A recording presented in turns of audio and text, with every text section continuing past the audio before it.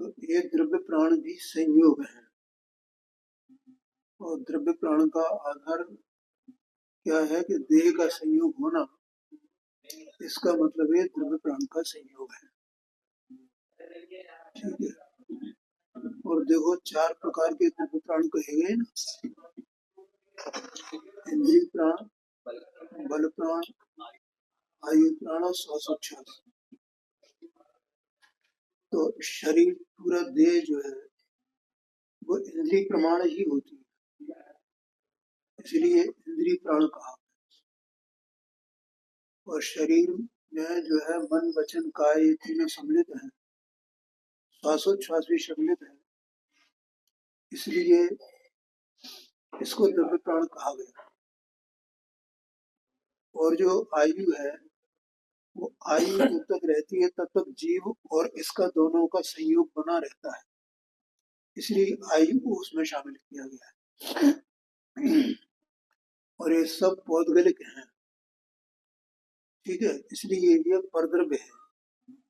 तो इस परद्रव्य का संयोग का कारण क्या है, और वो आत्मा से अत्यंत विभक्त करने योग्य है, तो आत्मा उनसे विभक्त कैसे हो द्रव्य प्राणों से, उसके संयोग के कारण की पहले चर्चा की है, फिर उसके उपाय की चर्चा करेंगे। तो इसमें ये बताया कि आत्मा उपयोगात्मक है। उपयोग 2 प्रकार का है, एक साकार और निराकार। क्योंकि उपयोग जो है ज्ञान दर्शन में है। क्या कहा? उपयोग ज्ञान दर्शन में है, ज्ञान साकार कहा जाता है और दर्शन को निराकार कहा जाता है। और ये दोनों चीजें उपयोग में एक साथ गर्भित हैं, लेकिन उपयोग का संसार अवस्था में जो परिणमन चलता है वो दर्शनोपयोग पूर्वक ज्ञानोपयोग इस प्रकार से चलता है। तो यहाँ तक तो कोई बात नहीं है कि ये आत्मा उपयोगात्मक है और ये ज्ञान दर्शन इसका कहा गया है। और ये इसलिए याद दिलाया आचार्य देव ने कि ये तो स्वभाव ही है, उपयोग का स्वरूप ही है, इसमें कोई खास बात नहीं है। इसके आगे जो बात कही उन्होंने वो ये है कि संसार अवस्था में ये उपयोग पुनः 2 प्रकार का होता है। जो ज्ञान दर्शन में साकार और निराकार ऐसा जो उपयोग है स्वभाव से, वो उपयोग पुनः संसार अवस्था में 2 प्रकार का होता है, एक शुद्ध उपयोग, एक अशुद्ध उपयोग। हाँ जी। और उसको कहा, अशुद्ध उपयोग को भी फिर 2 प्रकार का कहा, एक शुभ और अशुभ। और शुद्धोपयोग तो एक ही प्रकार का है, और स्वभाव से तो वो शुद्ध ही है। त्रिकाल आत्मा जो उपयोग स्वभाव, जिस उपयोग स्वभाव जिसका है ज्ञान दर्शन है, वो तो शुद्ध ही है। लेकिन पर्याय में परिणमन की अपेक्षा से देखा जाए तो जब ये शुभ और अशुभ दोनों का अभाव होता है, और वो अभाव कैसे होता है? स्वभाव के अवलंबन। ठीक है, क्योंकि उपयोग का काम क्या है? जानना, जानने देखने का कार्य करना। तो वो जिस पदार्थ को जानता देखता है, ठीक है, बाह्य पदार्थ को, तो उसके उसके अवलंबन से जानता देखता है, उसके आश्रय से जानता देखता है। ठीक है,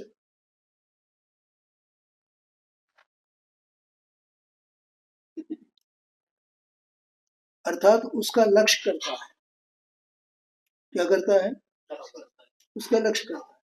उसका लक्ष्य करता है तो अशुद्ध होता है, और वो उसका लक्ष्य न करे तो अशुद्ध न हो। ऐसा नहीं, अशुद्ध उपयोग का कारण यही है कि वो बाह्य परद्रव्य का लक्ष्य करता है। इसी को कहा कि बाहर के परद्रव्य का आश्रय करता है। है। और कैसे लक्ष्य करता है, ये अच्छा है, ये बुरा है, ये ऐसा है, ये ऐसा है, ये सुख का कारण, हाँ ये है, बाधे है, जो भी करे, जैसा भी लक्ष्य करे, तो वो लक्ष्य करने पर ही अशुद्ध होता है। अगर ये लक्ष्य न करे तो अशुद्ध न हो, ये बात ठीक है। अब वो लक्ष्य करने में दो प्रकार का होता है, एक शुभ और एक अशुभ। इतनी बात अपनी इसमें हो गई है। कल आप बोलेंगे सदुपयोग भी दो तरह के हैं, अभी बताया ना। सदुपयोग, हाँ, स्वभाव से उपयोग एक शुद्ध ही है ना, त्रिका स्वभाव से देखा जाए ज्ञान दर्शन को तो वो शुद्ध ही है। परिणमन की अपेक्षा से दूसरा प्रकार का शुद्ध उपयोग ऐसा है। देखो, इसका भावार्थ रह गया था, और भावार्थ में यही बात आई है, आत्मा उपयोग स्वरूप है। प्रथम तो उपयोग के दो भेद हैं, शुद्ध और अशुद्ध, और फिर अशुद्ध उपयोग के दो भेद हैं, शुभ और अशुभ, ठीक है। और शुभ उपयोग में मंद कसाय रूप दशा होती है, और अशुद्ध उपयोग में तीव्र कसाय रूप दशा होती है, ठीक है। मंद कसाय को प्रशस्त राग भी कहा जाता है, और तीव्र का कसाय जो है वो अप्रशस्त या संश्लेष भी कहा जाता है। फनी साहब ने इसमें मोक्ष पर प्रकाशक में लिखा है कि विशुद्ध, संश्लेष और शुद्ध, ऐसा तीन भेद किए हैं। तो उसको मंद कसाय को विशुद्ध भी कहते हैं, प्रशस्त राग भी कहते हैं, ठीक है, और शुभ उपयोग भी कहते हैं। और यहाँ पर अशुभ उपयोग कहते हैं, संश्लेष कहते हैं, अप्रशस्त कहते हैं, इस प्रकार से। अब यहाँ ये कहते हैं आचार्य, देखो इतनी बात हुई ना यहाँ पे, अब यहाँ ये कहते हैं 317 पेज पर 156 गाथा, इनमें से कौन सा उपयोग पर द्रव्य के संयोग का कारण है? क्या मतलब? मतलब ये कि शुद्ध उपयोग पर द्रव्य के संयोग का कारण है, या अशुद्ध उपयोग पर द्रव्य के संयोग का कारण है?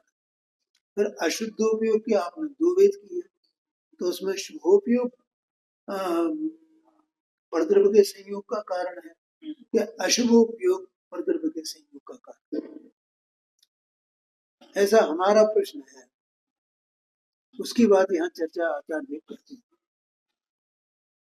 तो 156 गाथा 316 पेज पर मूल गाथा है, उभो यदि शुभु शुभु पुण्यम जीवस्य संचयं जाति,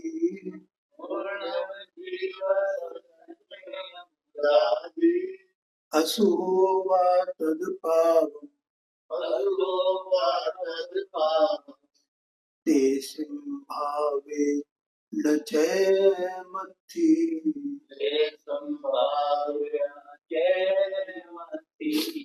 उपयोग जो शुभ होय संचय,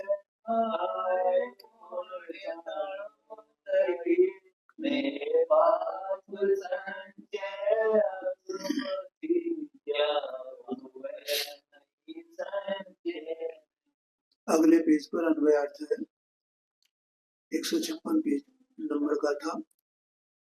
उपयोग यदि शुभ हो तो जीव के पुण्य संचय, जीव के पुण्य संचय को प्राप्त होता है। और यदि अशुभ हो तो पाप संचय होता है। उनके दोनों के अभाव में संचय नहीं होता है। ठीक है, अब टीका है। ये तो बिल्कुल सरल बात, कठिन बात नहीं है। माने उपयोग यदि शुभ हो तो पुण्य का संचय, माने पुण्य प्रकृतियों का संचय होता है। संचय होता है ना, हमारी प्रकृति आती है, इकट्ठी होती है। और अगर उपयोग अशुभ हो तो पाप प्रकृतियों का संचय होता है। वे फल तो बाद में देंगी, पहले इनका ये आशय है कि वो प्रकृतियों का संचय होता है, हाँ, पुण्य पाप से। टीका,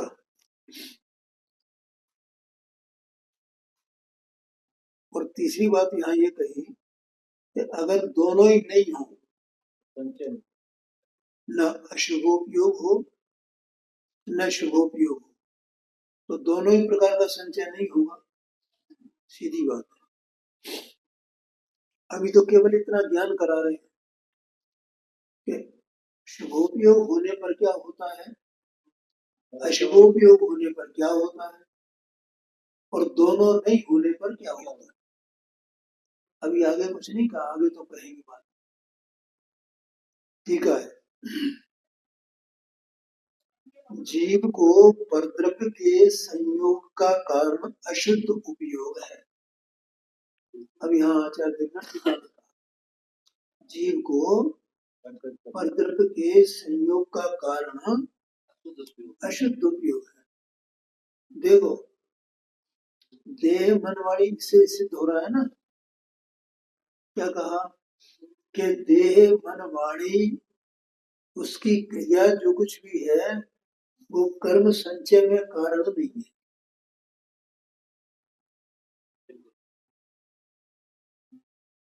बोलो, समझ में आया कि मैं ये पूजा की क्रिया कर रहा हूँ, कि मैं उपवास की क्रिया कर रहा हूँ। तो कोई यहाँ कहेगा भैया देखो उसमें तो लिखा हुआ है, निर्माणी में आगम में लिखा हुआ है जी, यहाँ मंदिर को, मंदिर की भावना करता है ना, वहां से चलता है किसी, तो इतने उपवास का फल होता है, और यहाँ मंदिर में आ जाए तो इतने उपवास का फल होता है, और यहाँ आकर के दर्शन करे तो इतने उपवास का फल होता है।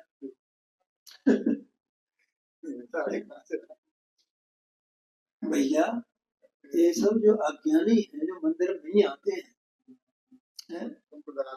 उनके वो धर्म में लगाने के लिए ज्ञानियों को तो ऐसी करुणा है ना, जैसे धर्म में लगे आए, उनके लिए ये बातें हैं।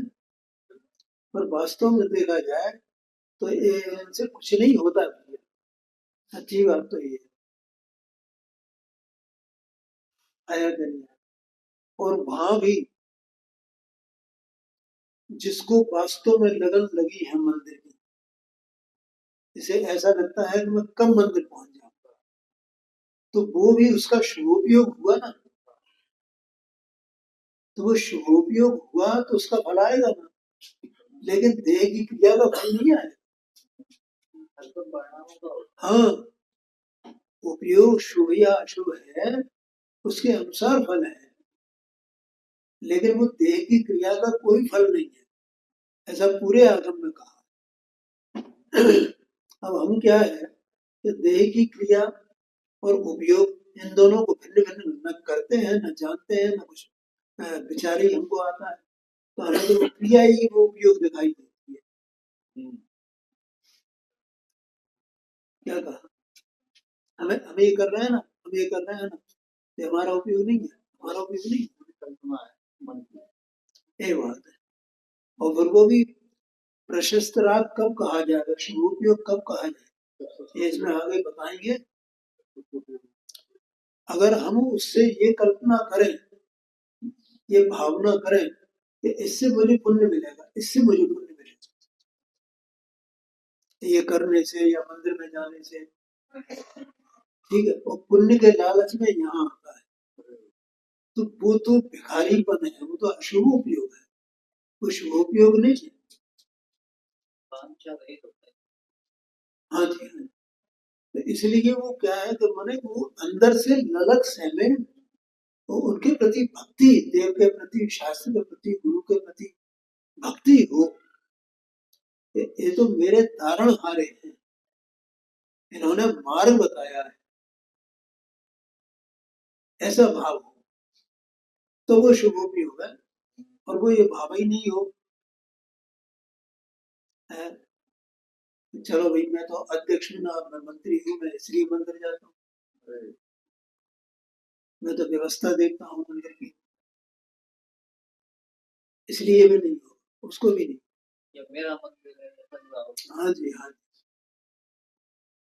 तो यहाँ तो कहा मुझे केवल इतना बताना है, हाँ यहाँ तो केवल इतना भाव है कि परद्रव्य के संयोग का कारण उपयोग की अवस्था है, अशुद्ध उपयोग है, तो वो परद्रव्य के संयोग का कारण है। इधर देह की क्रिया कुछ भी, मतलब वो भाव रहित क्रिया शून्य है, उसका कोई फल है नहीं, ऐसा आगम में आता है, भाव पावल में आता है, उसमें नहीं है वो, मैंने सुना है भाव। मतलब यहाँ तक कि स्वाध्याय के बारे में ऐसा कहा है, पढ़िएण में किम कीरे किम्बा सुनिएण भाव रही, हमने भाव रहित होकर के पढ़ा उसको, भाव रहित होकर के सुना, हमारी परिणति में कोई क्रिया कोई नहीं है। जैसे जो लोग होते हैं ना, हमने नियम ले लिया, गाय का स्वाध्याय का, महाराज आए थे, उन्होंने नियम दिलवा दिया, हम तो भैया चाहे 4 लाने पढ़ते थे स्वाध्याय।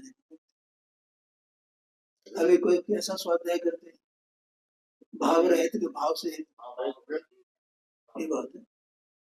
वाचक वाच्य संबंध है, वाचक तो शास्त्र है, शब्द है, और वे अर्थ को बताते हैं, पदार्थ को बताते हैं, वस्तु को बताते हैं, तो वहां अपना उपयोग एक्टिव वहां होगा ना, उसमें वो समझना होगा ना कि इसका वाच्य क्या है, उस वाच्य के स्वरूप को समझना।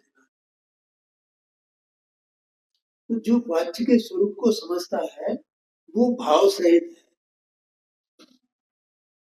और जो वाच्य के स्वरूप को नहीं समझता है तो वो स्वाध्याय ही नहीं है, ऐसा कहते हैं। जो प्रसिद्धि के लिए करता है वो भी तो भाव रहित है। हाँ जी बिल्कुल, जो भी ख्याति लाभ पूजा इत्यादि इसके लिए। तो यहाँ कहते हैं जीव को परद्रव्य के संयोग का कारण अशुद्ध उपयोग है,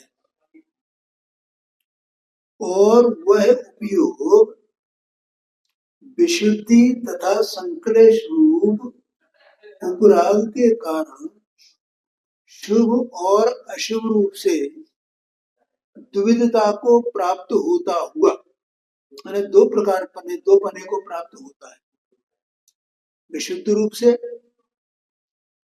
और संक्लेश रूप से।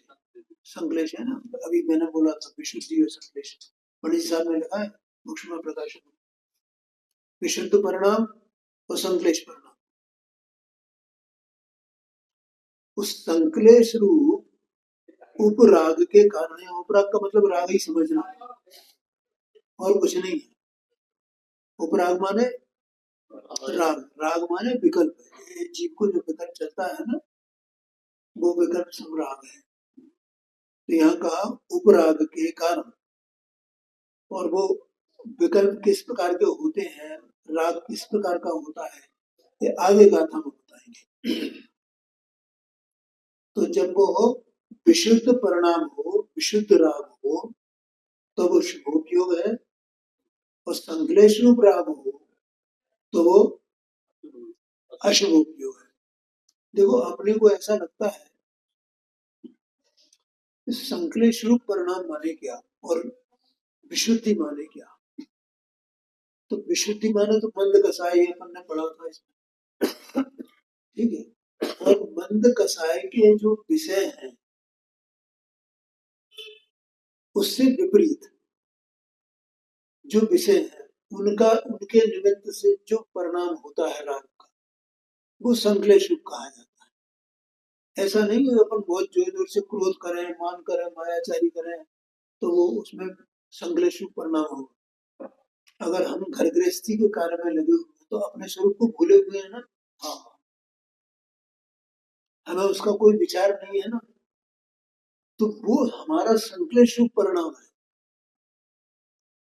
हमें धन की, स्त्री पुत्र आदि की इनकी चिंता है, भूख की प्यास की चिंता है, ख्याल में आया कि नहीं? ये जो जितनी चिंता है वो सब संश्लेषित परिणाम। बिल्कुल ऐसा समझ, जहां इनकी चिंताएं नहीं है, आत्मा की चिंता है, देव के स्वरूप की चिंता है, जिनवाणी की चिंता है, वहां पर विशुद्ध उपयोग। ये दो ही चीजें है ना, या तो इस तरफ या उस तरफ।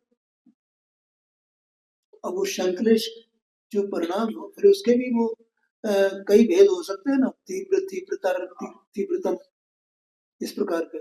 और ऐसे इसमें जो विशुद्ध परिणाम है उनमें भी इस प्रकार के भेद होते हैं, मंद, मंदतर, मंदतम, ऐसा आशय है।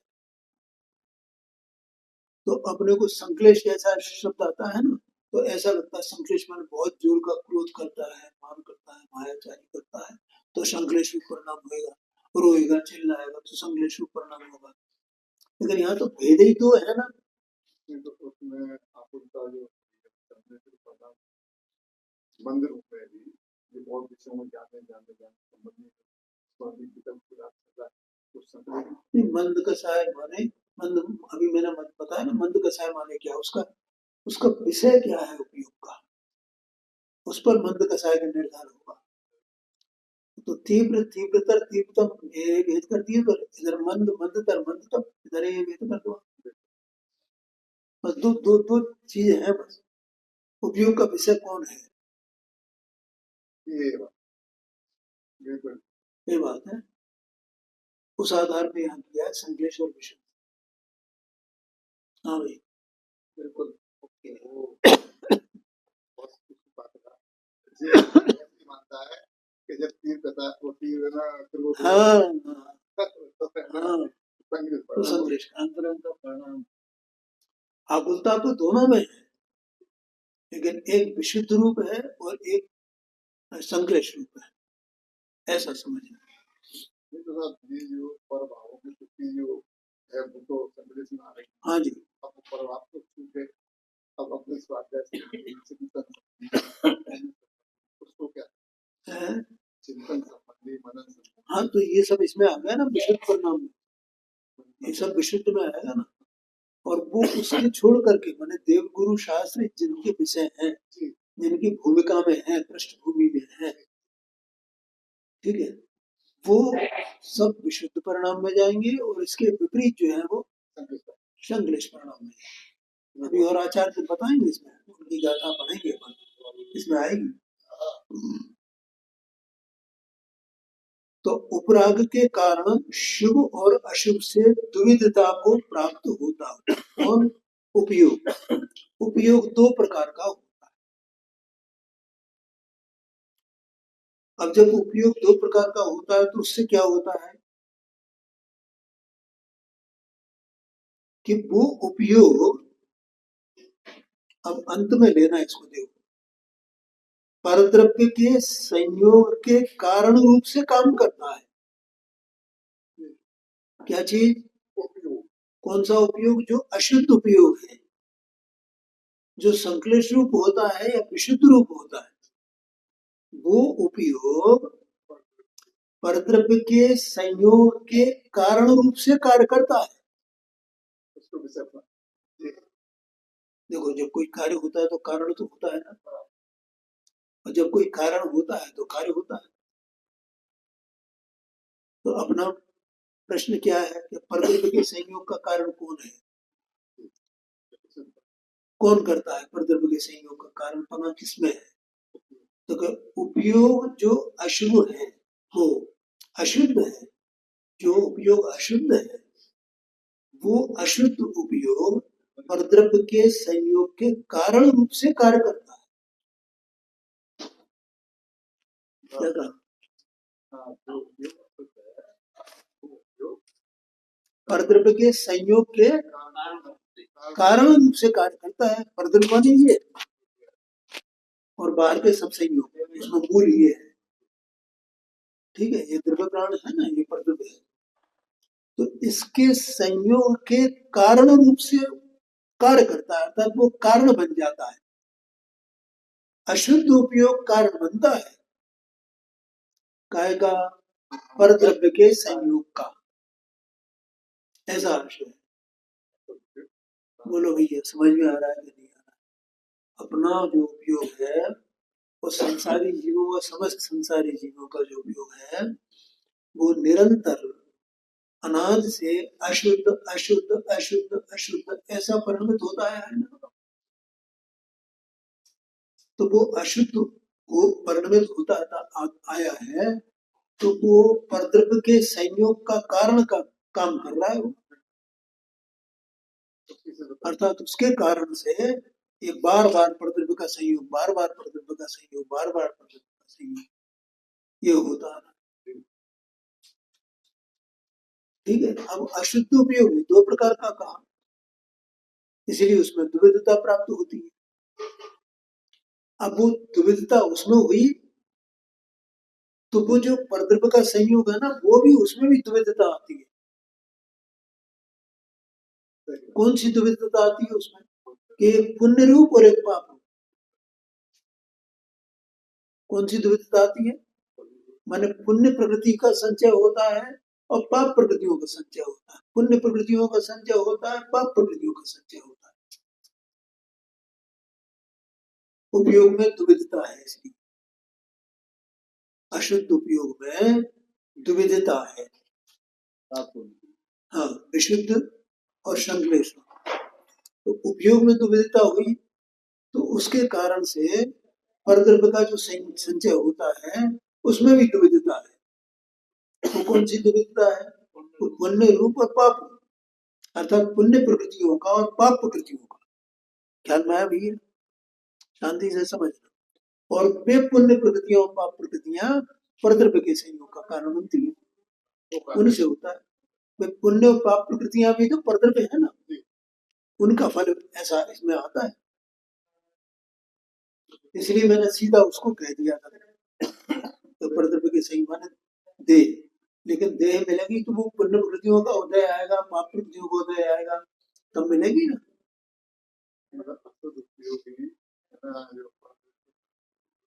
हाँ, परद्रव्य के संयोग का कारण पता। तो यहाँ पहले परद्रव्य के संयोग कौन सा कहा? दो प्रकार का। देखो लिखा है, शुभ और अशुभ रूप से दुविधता को प्राप्त होता हुआ, लिखा है ना। पढ़ो भैया दूसरी लाइन में। दुविधता माने दो प्रकार था। कौन कौन सी दो प्रकार था? संक्लेश और विशुद्ध, अशुभ और शुभ। ये द्विविधता को कौन प्राप्त होता है? उपयोग।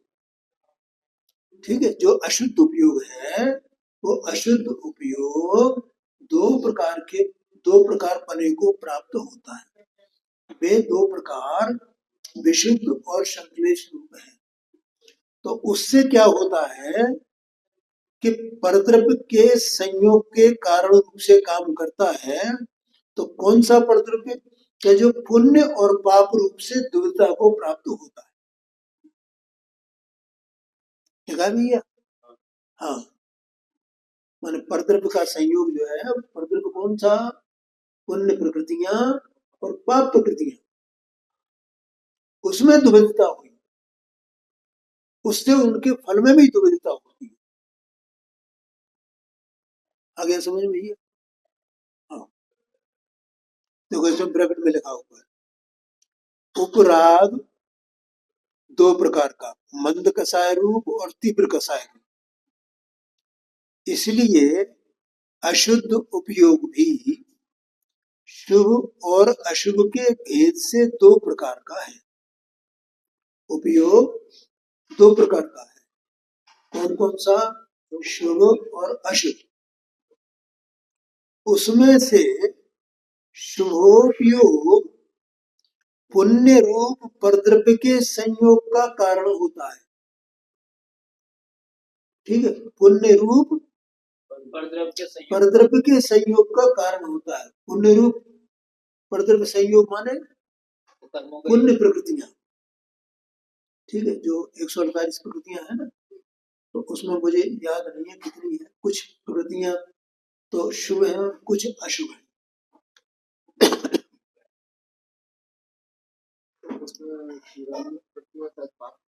वो तो नामकरण की है, 93 प्रकृतियां। नामकरण की है 93। 86 प्रकृतियां ऐसी कुछ है जो पाप रूप है और बाकी की पुण्य रूप है, ऐसा कुछ है।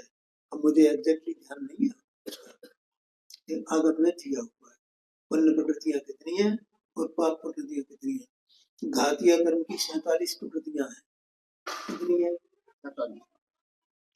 ये सब अपने को स्वाध्याय से मालूम पड़ता है। अपने को स्वाध्याय करना चाहिए, वहां रुकाव नहीं करना चाहिए। अगर अपने पास समय है तो ये सब चीजों का, और ये सब चीजें अपने को भैया कहाँ मिलेंगी, कहाँ मिलेंगी? अरे हम 6 डाला का स्वाध्याय करें, उसमें जितना नोट्स वगैरह दिए ना पीछे, उसमें बहुत बातें मिलती है अपने को। मोक्षमार्ग प्रकाशक का स्वाध्याय करें तो उसमें बहुत सी जानकारी अपने को सब मिलती है। अगर अपन स्वाध्याय नहीं करेंगे तो ये जानकारी मिलेंगी कहाँ से आपको? जैसे सम्यक दर्शन होने पर जीव को कितनी 41 प्रकृतियों का आश्रय नहीं होता है, तो वो वहां नोट में दी हुई है, उसमें कौन कौन सी 41 प्रकृतियां हैं, तो अपन वहां से जान सकते हैं ना। ऐसी बहुत सी बातें उसमें दी है, और इसलिए हमें जो सरल ग्रंथ हैं उनसे, उनके स्वाध्याय से, गंभीरता से उन सब बातों को जानना चाहिए। हाँ, क्योंकि देखो एक बात वो शाम को भी मैंने बोला था, ये बताया था तुमको कि जो ये समझता है कि मैं तो जान गया, मैं तो जान गया, तो उसका ज्ञान रुक गया भैया। और ये भी नहीं सोचना चाहिए तो अब इनकी क्या क्या जरूरत है, इनकी कोई जरूरत ही नहीं है। हम प्रकृतियों का संख्या क्यों जाना है, हम फलाना क्यों जाना है, हमें चरणानुयोग क्यों जाना है, हम प्रथमानुयोग क्यों जाना है? हमने तो द्रव्यानुयोग पढ़ लिया ना, हमें तो आत्मा जानने में आ गया ना, आत्मा शुद्ध है, नव सिद्धना है, और ये हमें सब जानने में आ गया।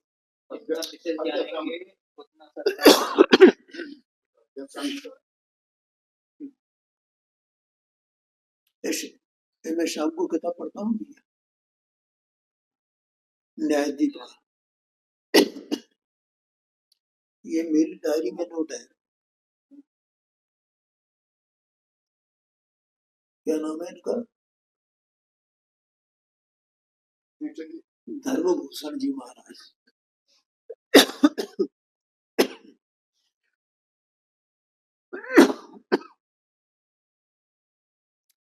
700 साल पहले हो गए उन्होंने इसकी रचना की, एक ही ग्रंथ की। और उस समय के, अपने समय के बड़े भारी प्रभावशाली साधु थे ये, और एक ही रचना की, और कोई रचना इनकी मिलती नहीं। न्यायदेव का। और फिर भी मेरे पास सब नोट है, बहुत सी बातें सब जानता हूँ, अधिकतर जानता हूँ सब, लेकिन फिर भी मुझे उसमें मजा आ रहा है। मैं दोबारा फिर पढ़ रहा हूँ उसको,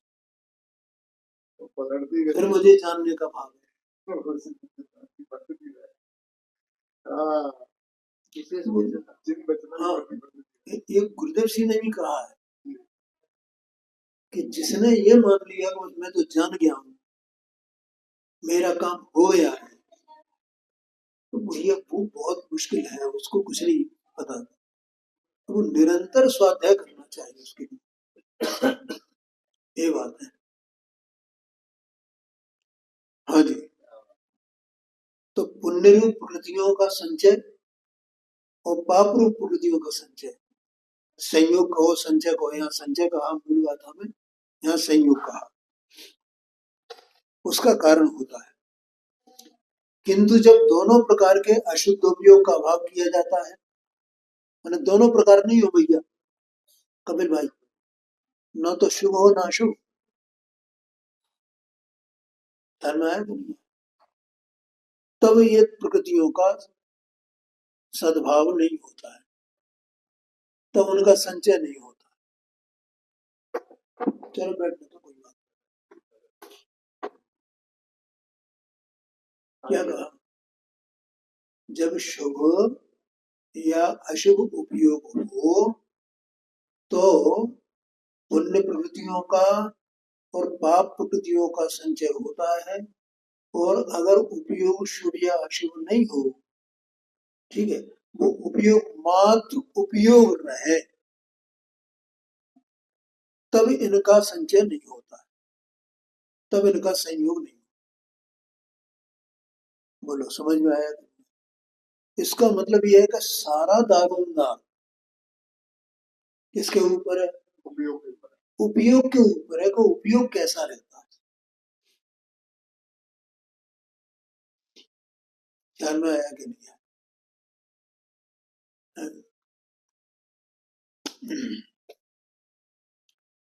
और तब वास्तव में उपयोग शुद्ध ही रहता है, लिखा भैया कपिल भाई। और वह तो परद्रव्य के संयोग का अकारण ही है, वो परद्रव्य के संयोग का कारण नहीं है। अर्थात शुद्धोपयोग से परद्रव्य का संयोग नहीं होता है, या शुद्धोपयोग परद्रव्य के संयोग का कारण नहीं बनता है। ठीक है। अब यहाँ पर शुभोपयोग और अशुभोपयोग संबंधी दो गाथाएं आती हैं। देखो, अपने को ये शंका थी ना कि शुभोपयोग कैसा होता है, संश्लेष परिणाम कैसा होता है, और विशुद्ध परिणाम कैसा होता है, उसके संबंध में आचार्य देव ये गाथाएं लिखी। हाँ, एक एक बात को लिखा आचार्य देव ने।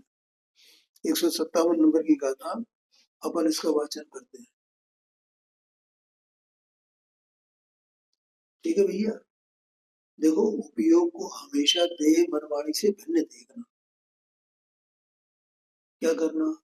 देह मन वाणी से भिन्न है। हाँ, आत्मा भिन्न है ना, तो आत्मा भिन्न है तो उपयोग भिन्न है ना। उपयोग इसमें नहीं है, देह मन वाणी में उपयोग नहीं है, उपयोग आत्मा में है, ऐसा विचार करना।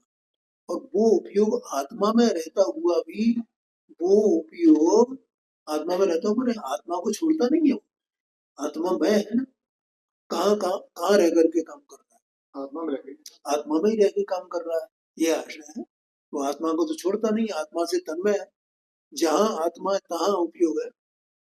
तो उपयोग तो कार्य है ना, कार्य रूप है। तो कार्य वस्तु के भीतर ही होता, वस्तु के बाहर जाकर के कोई कार्य नहीं होता। जो वस्तु की सत्ता है, उस सत्ता के भीतर ही जितना जो सत्ता जैसी जो अस्तित्व है उसका, उसी सत्ता के भीतर वो वस्तु अपना कार्य करती है और अपनी सत्ता से बाहर नहीं होती। तो उपयोग वही है, वो उपयोग कार्य करता है। अपने को अनादि से देह के साथ एकत्र पड़ा हुआ है, तो हमें क्या लगता है कि ये उपयोग इस देह में काम करता है। देह में उपयोग है नहीं, वो तो मुर्दा है। आचार्य देव ने इसको मृत कलेवर कहा है, मृत कलेवर। वो मुझे एक दिन वो मैंने बोला तो मुझे याद नहीं आ रहा, ये मृत कलेवर है। कलेवर जानते हो ना? जैसे कोई जानवर मर जाता है ना, वो मरा हुआ कलेवर कलेवर रहेगा उसका, कंकाल। ऐसा ये मृत कलेवर अभी है, क्योंकि इसमें उपयोग नहीं है। उपयोग तो आत्मा में है, आत्मा में है, इसमें उपयोग है ही नहीं पंडित जी, उपयोग इसमें नहीं है।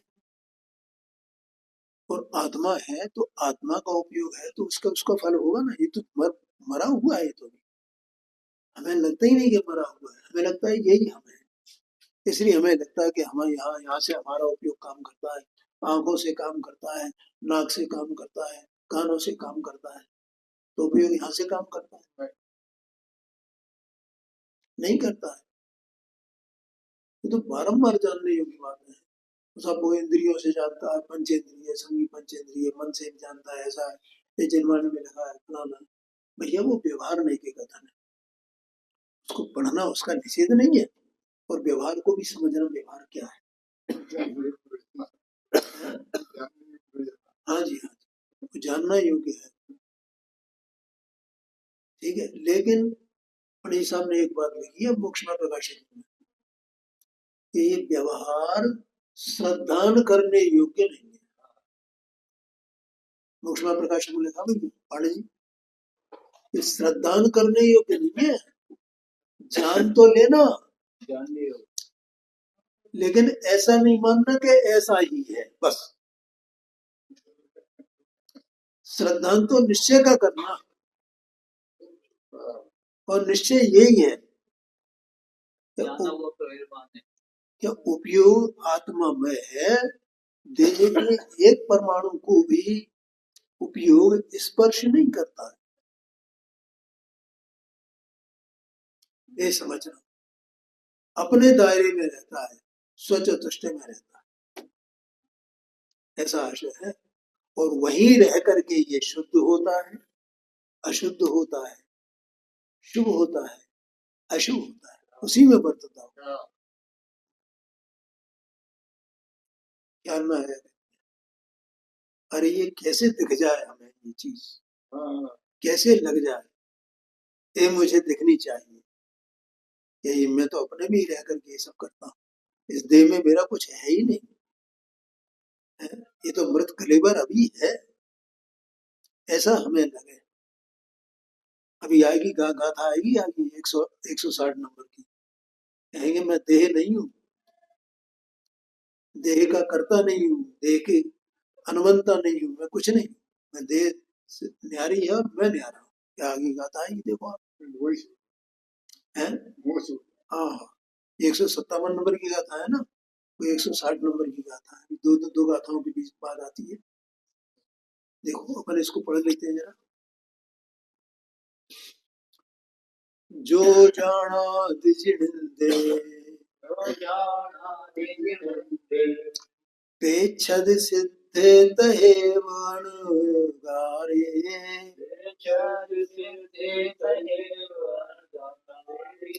जीवे सुसाणु कंपो उभौ सो सुहो तस्य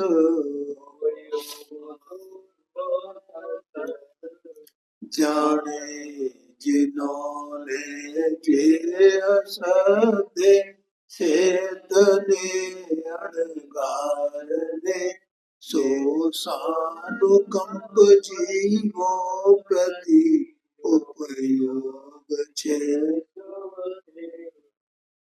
देखो अन्वय अर्थ है, जो ध्यान से सुनना भैया, जो जिनेंद्रों को जानता है,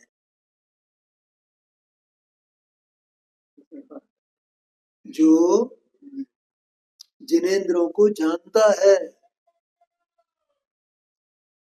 सिद्धों और अनगारों की, अनगार माने हाँ, आचार उपाध्याय साथ हुई अनगार है। देखो एक तो होते हैं सागार और एक होती है अनगार। एक ग्रंथ है ना, एक अनगार सागार धर्मामृत, हाँ, और एक अनगार धर्मामृत भी है पंडित जी साहब का,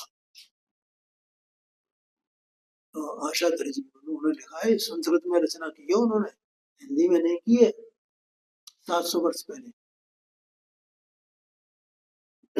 उस समय हुए जब ये हुए थे यतिभूषण महाराज, धर्मभूषण यति, उस समय गए हैं, वे समकालीन नहीं होंगे, 5-50 साल का अंतर होगा, उन्होंने उसकी रचना की।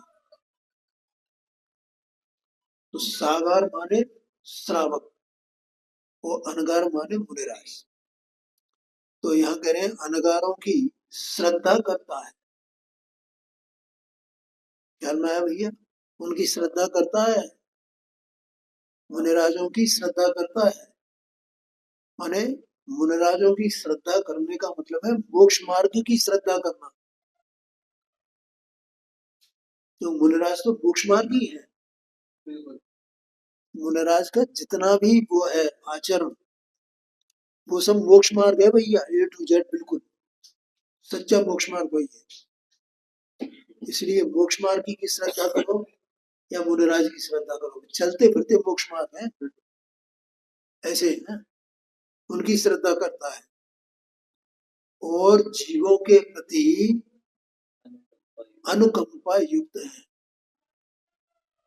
उनके प्रति दया का भाव है जीवों के प्रति, उसके वह शुभ उपयोग है उसके, अभी अभी बता दिया ना। वो शुभ उपयोग भैया, ये शुभ उपयोग है।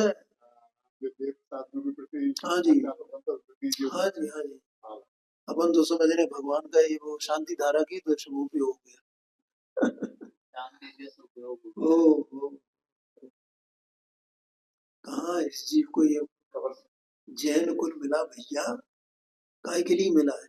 ये शांति धारा करने के लिए मिला है, कोई छोड़ मत देना, मैं छोड़ने के लिए नहीं कह रहा हूँ, उपदेश दिया जाता है आगे बढ़ने के लिए दिया जाता है, छोड़ने के लिए नहीं। लेकिन अपन तो उतना ही माने बैठ गए ना, बस बस इतना इतना कर लो, इसमें हमारा शुभ उपयोग हो गया, हमारा हमारा शुभ भाव हो गया। अरे भैया नहीं, थोड़ा उससे आगे बढ़ो, ऐसा है। इसमें तो पहले ही आया जिनेंद्रों को जो जानता है, जिनेंद्र भगवान है, उनका जो स्वरूप है वो कैसा स्वरूप है, अनंत चतुष्ट स्वरूप विराजमान है, अनंत चतुष्ट क्या होता है ऐसा जान। समय हो गया, आगे चर्चा बंद करना है।